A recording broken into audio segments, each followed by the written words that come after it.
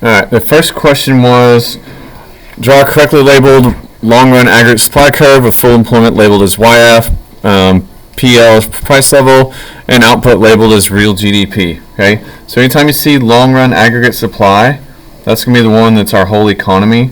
So it tells you to label PL for price level. Here, I'll see if I can zoom in some more.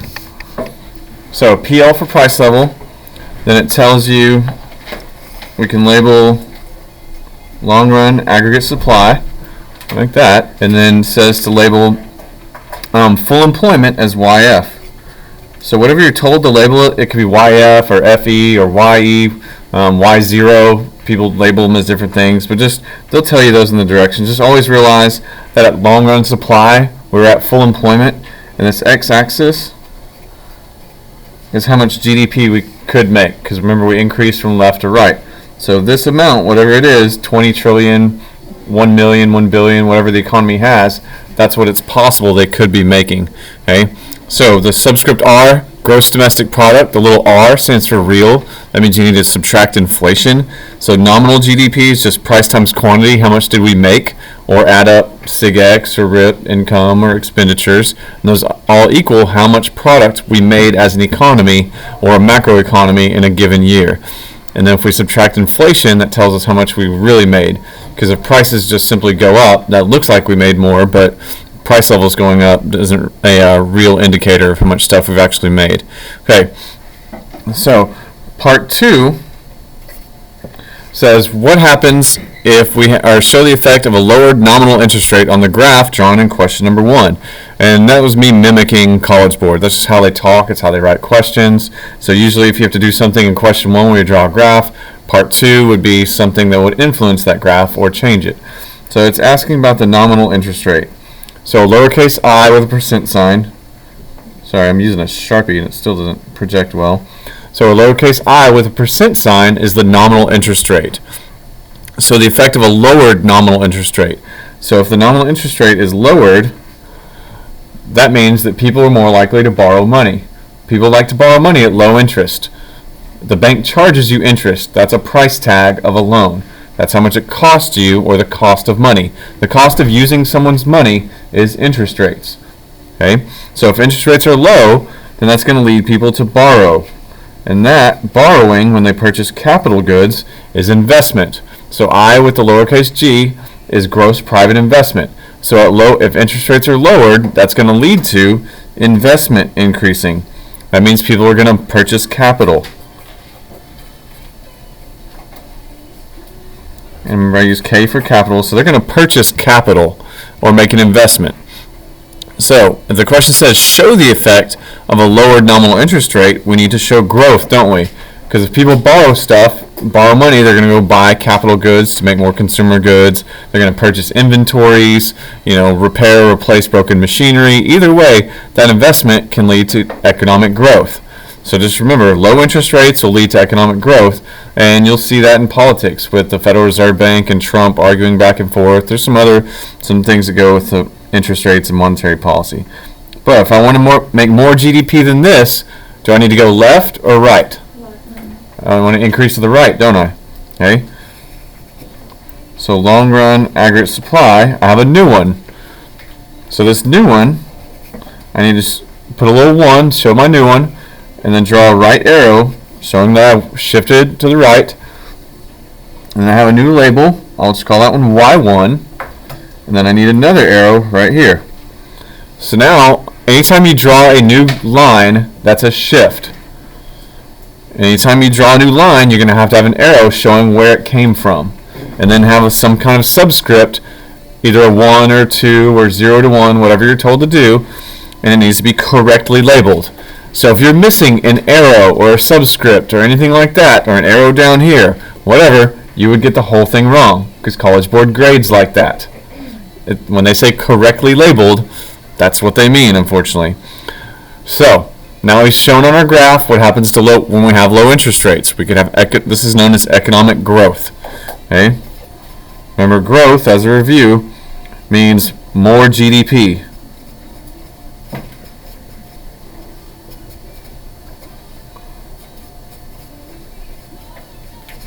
So growth means more GDP than previously. We can make more than we made last month or last year, because now we have the ability to do that. Now question number 3. Draw a correctly labeled production possibilities curve. Okay. So I know production possibilities curve. Oh, sorry, I forgot to move the camera. So now number 3, draw a correctly labeled production possibilities curve. Label the y-axis as consumer goods and the x-axis as capital goods. So I can do C for consumption, K for capital. And I didn't read the directions either, because the y-axis, was consumer. Okay, I did. And the x-axis is capital goods. And then I'm going to have my curve. So that's number 3. If it just tells you to do that, you'd get it right. If you just follow directions and label it correctly. Okay? However, number 4, illustrate the effect of an increase in production of capital goods on the PPC. So what happens if we make more capital goods? If we choose to make more tractors rather than vegetables? Are we going to eat more, or are we going to make more vegetables next year?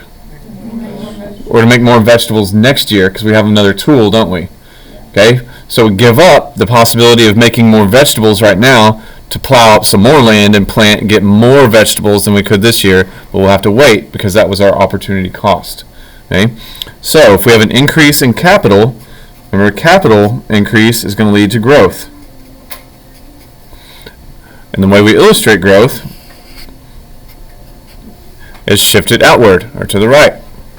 So before, this was all the GDP we could have made. You'll never have to write GDP in there. It's not part of the labels. I just do it to show it to you. Okay. So this was how much GDP we could possibly produce. This was how much GDP we could have made. And once we get more capital goods, more investment, more people, more resources, better job training, whatever it is that allows us to be more productive, it means we can make more GDP than the last time. So if we can make more, now we get to add the pink plus the green, and that would be all the GDP we could make, all the way out to there now. So if we had 20 trillion all on this line, now we can make 21 trillion on that line. Same thing over here. These both show growth. Does that make more sense now about economic growth? Okay, we're increasing our productive capacity. So for number 4, illustrate an increase in the production of capital goods on the PPC you drew in question 3. Okay, so number 4 was actually that growth. Number 5, draw another correctly labeled PPC and illustrate a significant loss of productive resources in an economy. So if we lose our productive resources, are we going to make this much GDP or less now? Less. Okay? It's not that we're unemployed, it's that we don't have enough lumber or labor left. Okay? So if you drew it like this, that is a reduction in possible GDP. It's the opposite of growth. So Australia perhaps right now, unfortunately, California, when places lose resources, Australia's lost a lot, haven't they, with those fires? They've lost a lot of lumber, a lot of tourism because a lot of the animals are gone, the wildlife sanctuaries. They've lost a lot of things, and that will hurt them economically and culturally and socially. I mean, there's all kinds of loss. Okay, and it's already a tough place to live, much less when most of it's burned up. So that's sad, and hopefully it can recover. Okay. Now, number 6. What are the 3 types of capital included in our economy's capital stock? So we have our real. Remember, that's our tools and machines, our trucks, all the stuff that we use to make money. Capital goods make consumer goods. Okay? If you buy a chainsaw and cut down a tree in your yard, it's a consumer good. If you buy a chainsaw and charge people to work on their yards, that's a capital good. Okay? So that's our real capital. If we don't have money to buy a new chainsaw, we bust out the Home Depot card, and that's our financial capital. Okay? Yeah, your dad has Home Depot and Lowe's credit card maybe, like I do, and Yeah, not good. But anyways, it is fun. All right, so we got real capital, financial capital, then human capital. So that human capital, that's our skills, our abilities, our knowledge. If we have a set of tools or some money for financial capital, but no ideas, we don't make any money. Okay? So all three of those, that's our capital stock. Then the seventh one, what are the three keys to economic growth? Remember, fertilizer makes stuff grow. So full employment, we all have to be working, we all have to have people. Our resources, quality and quantity, and then technology. Remember, technology is not just phones, it's job training, healthcare, education, really strong coffee, whatever makes you more productive. Okay, productivity is the key. If you have 8 hours and 4 sheets of plywood and you make a couple tables, that's good. The next day, if they give you better tools and you have 8 hours and 4 sheets of plywood and you make more things, that makes you more productive. That's economic growth. Okay, productivity, training, healthcare. If you feel good, you'll make more stuff, right?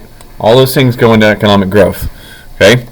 All right. Hopefully that all makes sense. And I even recorded